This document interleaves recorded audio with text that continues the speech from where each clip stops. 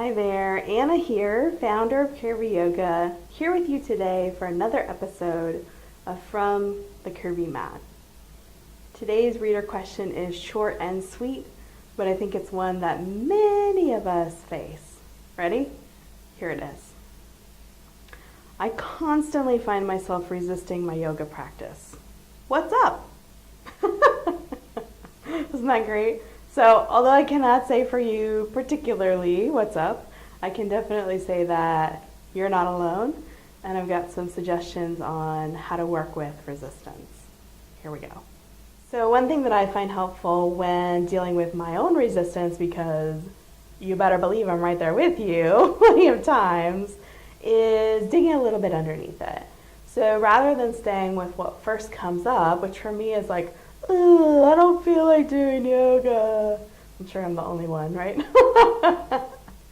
I like to look a little bit deeper and see, is there a long-held belief that I have about my ability to do yoga or not that I haven't totally excavated yet? Or is there something that a friend told me once? Or is there an idea about what kind of movement I should be doing with my body that's not yoga or is a different kind of yoga, or whatever the case may be? I find that when we hit this wall of resistance, there's very often something underneath it, and taking the time to dig that out a little bit can be very helpful and empowering, just to see like, oh yeah, I forgot that I used to believe this. I thought this was totally gone.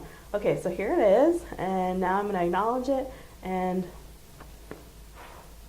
send it along its way. Another thing you can do, and I know you're going to be really shocked to hear me say this, is check in with your body. So it's always surprising to me, although I don't know why I'm still surprised by it, that when I stop, close my eyes, take a breath, and ask myself, why am I resisting in this moment? I almost always get an answer. Now, do I always want to believe that answer or act on that answer? Not necessarily. That's a little bit different story. But getting an answer, which is step one, is almost always available. And even if I feel like I have some confusion, I try to go with what's first and just work with that. So whatever came up, even if I'm like, that can't be it, can it? That's too easy, that's too hard, that's too not what I was expecting. I just go with it and see what happens. So here's the biggie that I have for you. I used to see my own resistance as a sign of my failure. So I would resist doing yoga, and I would think, that's it. I'm clearly not cut out to be a yoga student, to be a yoga teacher. If I was, I would be able to do this effortlessly all the time. Towel thrown, situation over. Fortunately, what I know now is that resistance is par for the course.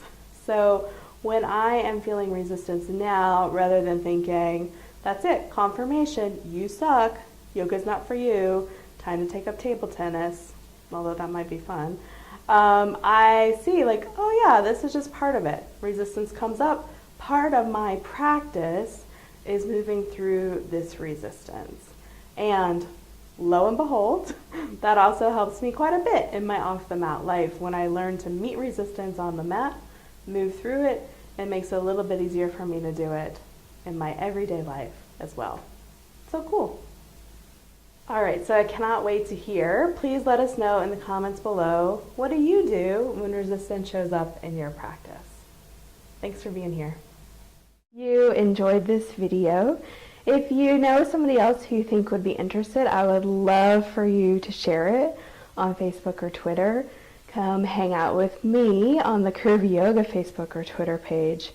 And if you'd love a little more curvy yoga in your life, go to my website, sign up, and you'll get 2 free chapters of my book, Permission to Curve. Bye!